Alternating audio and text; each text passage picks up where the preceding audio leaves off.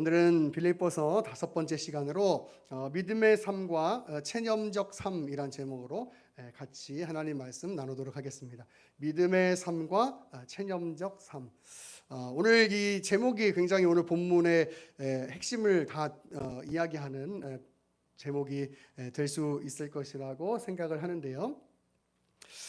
오늘 본문을 바울은 이렇게 시작하고 있습니다. 자신의 그 감옥에 갇혀 있는 그 상황에 대하여 기도하고 있는 그 빌립보 교회의 성도들을 향해서 그들의 기도 그리고 그가 성령의 도우심으로 구원에 이르게 될 것을 알고 있다라고 말하고 있습니다.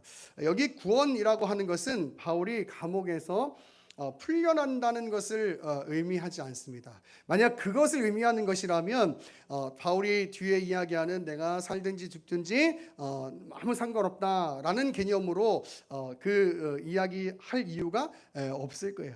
이 구원에 이른다라고 하는 것, 그것을 알고 있다라고 하는 그 바울의 고백은 궁극적으로 바울을 통해 그 선한 뜻을 이루어 가시는 그 하나님, 그 하나님에 대해서 알고 있다라고 이야기하는 것이죠.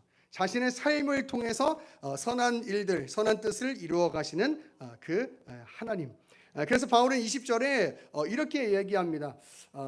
나의 간절한 기대와 소망을 따라 아무 일에든지 부끄러워하지 아니하고 지금도 전과 같이 온전히 담대하여 살든지 죽든지 내 몸에서 그리스도가 존귀하게 되게 하려 하나니라고 기록하고 있어요.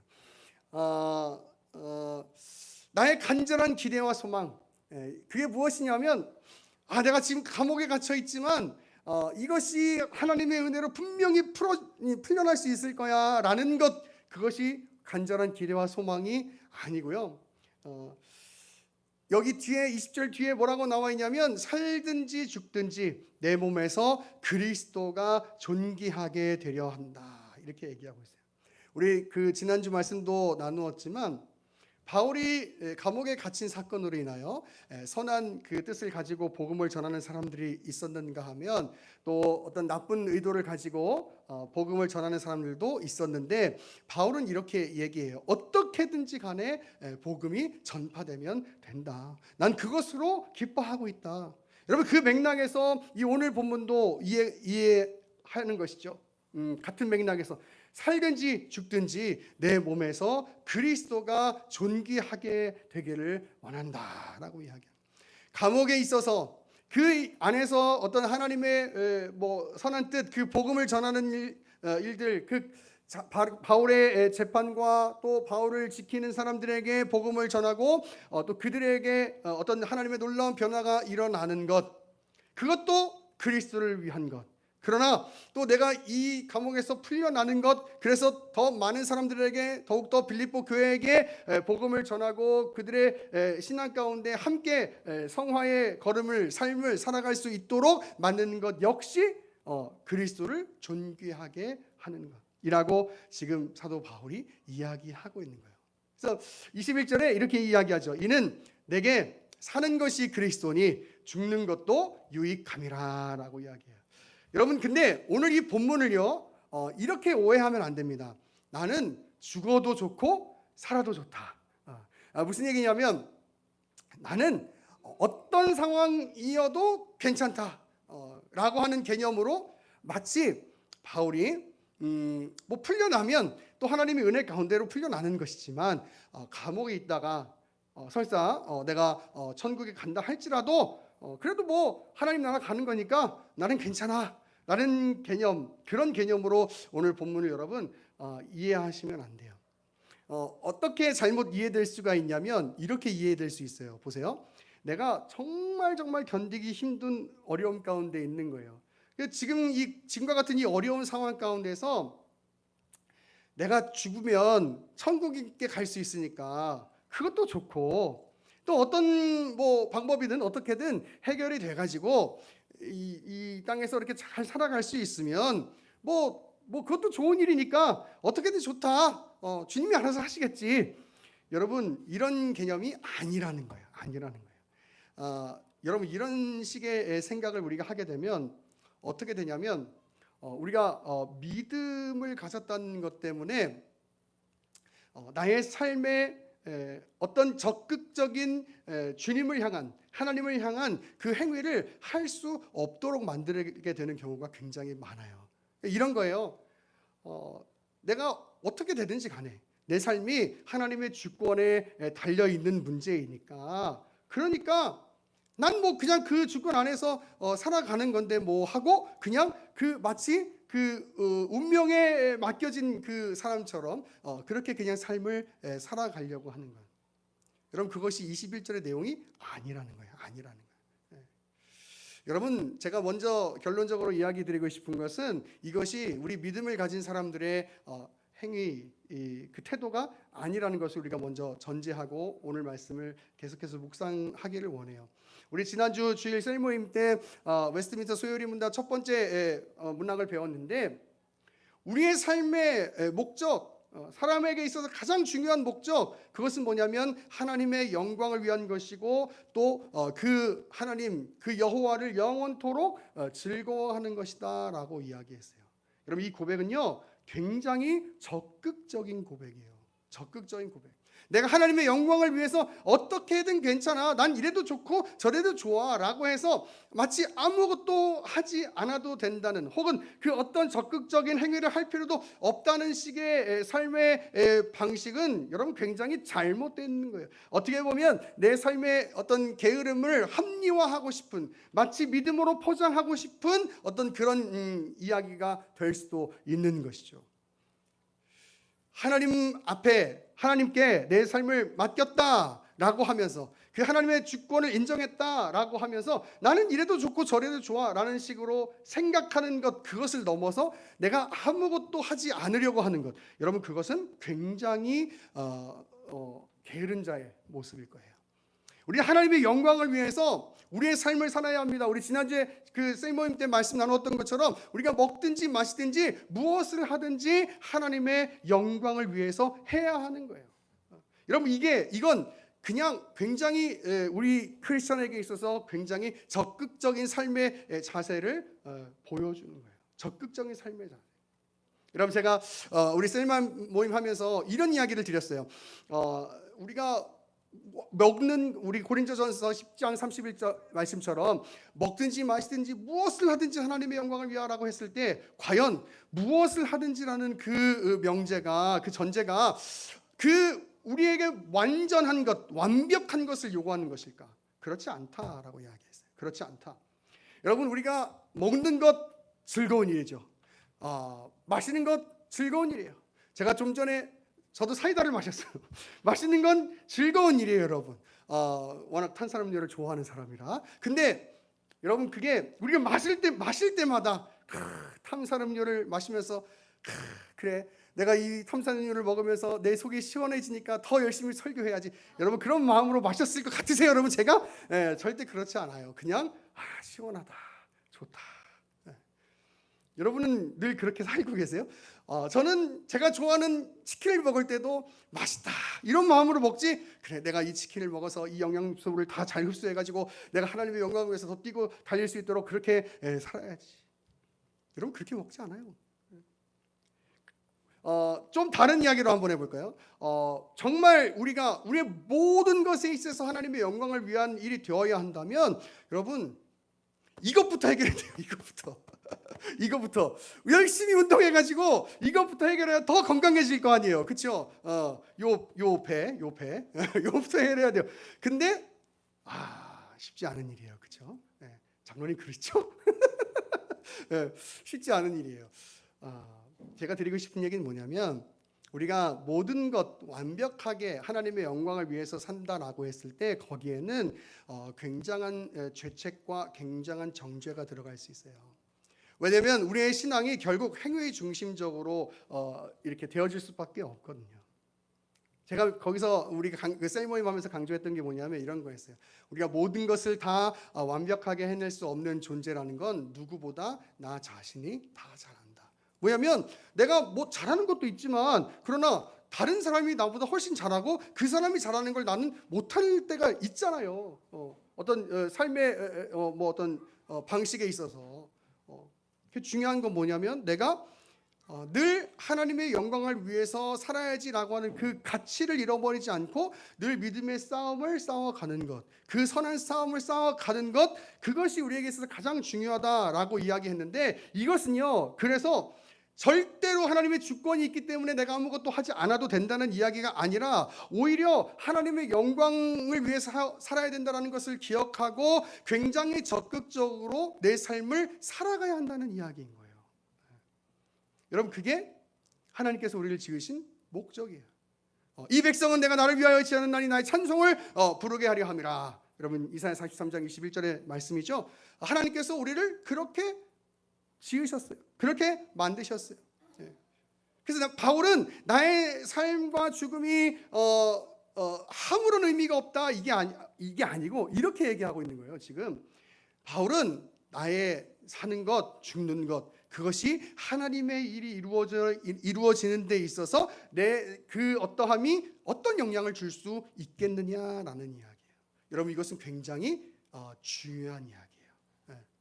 여러분, 대체로 하나님의 주권이라는 것을 이야기할 때 그것을 통해서 나의 어떤 행위 자체를 부정하는 사람들도 있어요. 그런데 바울은 그렇게 이야기하는 게 아니고, 내가 죽든지 살든지 어려움을 당하든지 간에 복을 받든지 간에 그것이 하나님의 일이 이루어지는 데 있어서 무엇이 어떤 영향이 있겠느냐. 우리 지난주에 말씀 나누었던 것처럼 바울이 이제 그 감옥에 갇히고 복음을 전하게 되는데, 어떤 사람은 좋은 의도로, 어떤 사람은 나쁜 의도로 복음을 전하고 있어요.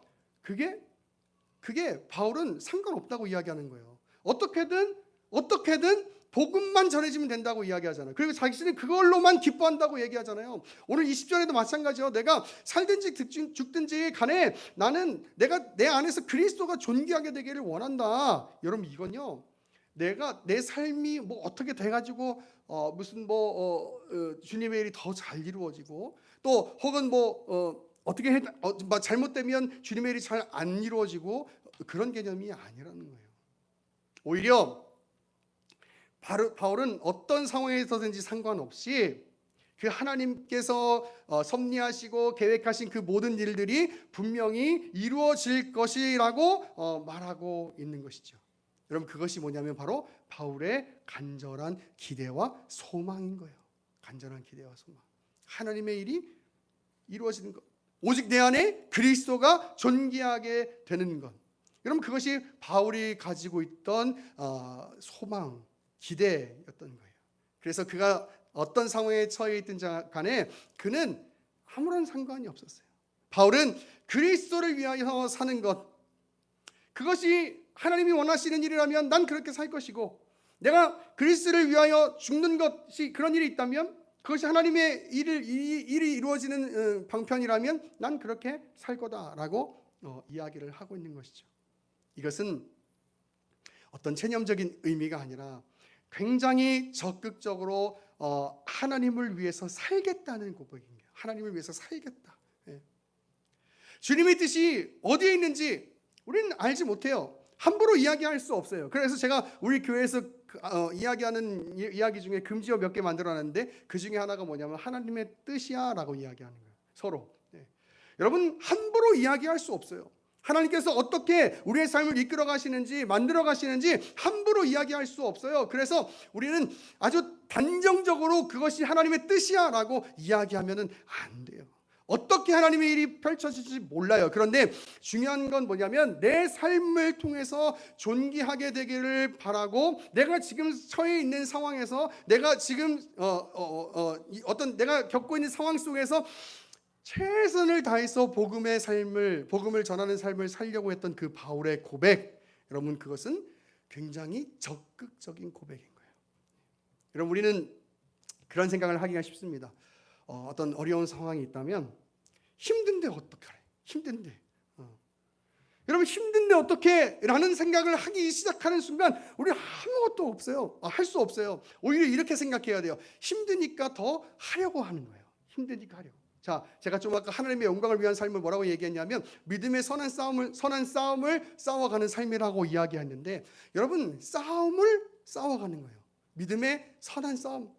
우리의 믿음의 싸움을 싸워가는 거예요. 그건 힘든데 어떻게 해? 아유 그냥 저기 적군이 총 맞으면 그 앞에 서 있다 그냥 죽어버리지 뭐. 그게 아니고 여러분 싸움이잖아요. 그러니까 나도 열심히 막 우리 전쟁을 우리가 경험해 보지 못했지만 그냥 뭐 드라마나 영화 이런 거 보면 그냥 상상해 봤을 때 진짜 잠도 못 자고 막 피곤하고 죽겠는데 적군이 앞에 오는 거야. 그러면 정신 차려 가지고 바바바바바 막 이러면서 막 총을 쏘고 막 피하고 막 하는 거예요.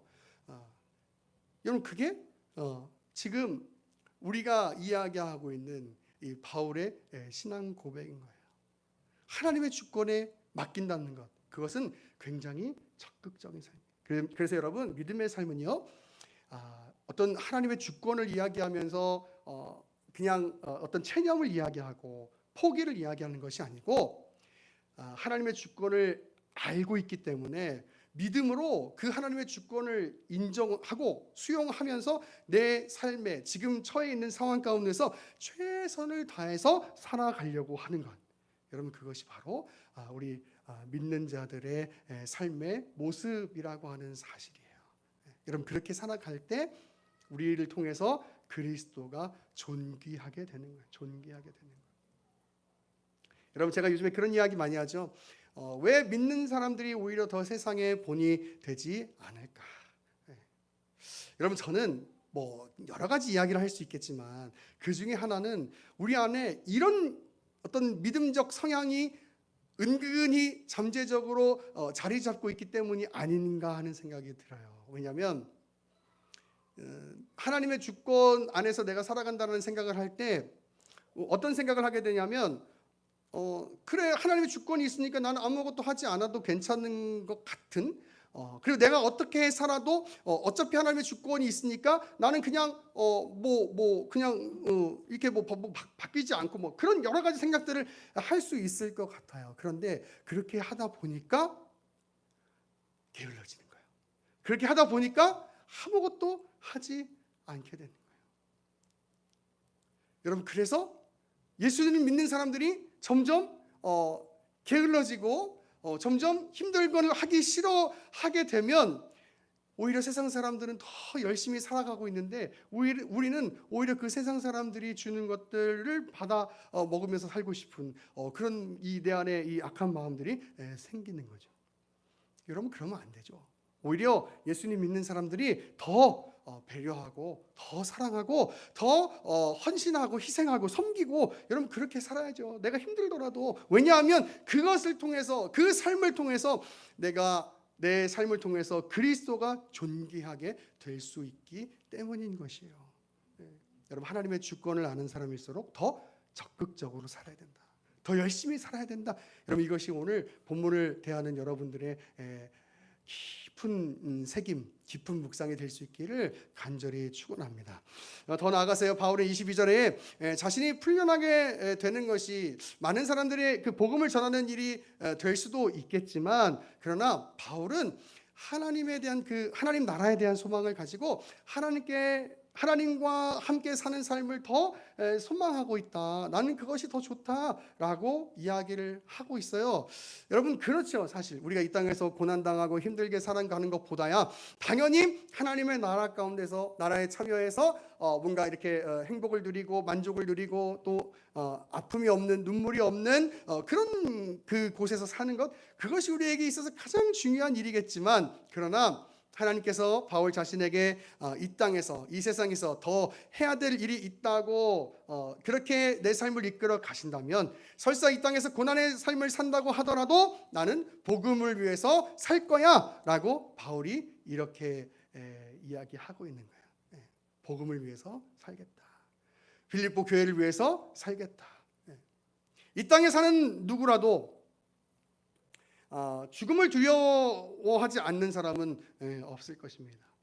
믿음이 있다고 하더라도 여러분 죽음은 굉장히 두려운 이야기예요. 그 죽음의 순간이라는 건 굉장히 두려운 이야기예요. 물론 우리의 소망 안에 우리가 죽은 다음에 하나님의 나라에 갈 것이라고 하는 그 소망을 분명히 가지고는 있지만, 그러나 이 땅에서의 이 죽음이라고 하는 것, 여러분 그건 굉장히 두려운 일일 거예요. 바울은 자신의 죽음 혹은 이 감옥에서의 풀려나는 그런 상황들, 그런 모든 것들 안에서 나는 내 속에서 그리스도가 존귀케 되기를 원한다라고 고백하고 있는 거예요. 이것이 바로 믿음의 사람들, 믿음의 사람들이 고백해야 하는, 믿음의 사람들이 가지는 삶의 모습이어야 한다는 것입니다. 우리의 믿음이 우리 스스로를 나태하게 만들어서는 절대로 안 됩니다. 혹은 우리의 적극적인 삶이 다른 사람에게 불편함이나 억압이나 정죄로 드러나서는 안 될 것입니다. 여러분, 이 사실을 꼭 기억해야 해요. 오히려 우리의 믿음의 그 적극적인 삶이 오히려 사람들에게 사랑으로, 배려로, 헌신으로, 섬김으로, 그리고 그리스도의 향기로 드러나야 하는 거예요. 여러분, 그게 믿음의 사람의 모습이에요. 그리고 믿음의 사람이니까 더 게으르지 않고 나태하지 않고 열심히 살아가려고 하는 그 마음을 가지는 거예요. 그것이 먹든지 마시든지 무엇을 하든지 하나님의 영광을 위해서 살아가는 삶. 그리고 내가 그렇게 살아갈 때 우리의 삶을 통해서 그리스도가 존귀하게 된다는 사실을 여러분 반드시 기억하시기를 바라고, 간절히 소망하는 것은 여러분의 삶을 통해서, 우리가 뭐 바울처럼 감옥에 갇혀 있고 이런 것은 아니지만, 그러나 여러분의 삶을 통해서 많은 세상 사람들에게 빛으로, 소금으로 그렇게 드러나고, 또 그래서 그리스도의 향기가 여러분이 가는 곳곳마다 흘러가고, 바라기는 그런 우리의 삶을 통해서 정말 많은 영혼들, 죽어가는 영혼들이 예수 그리스도를 만나게 되고 또 교회로 돌아오는 귀한 역사가 나타날 수 있기를 간절히 축원합니다. 우리 함께 찬양하고 기도합시다.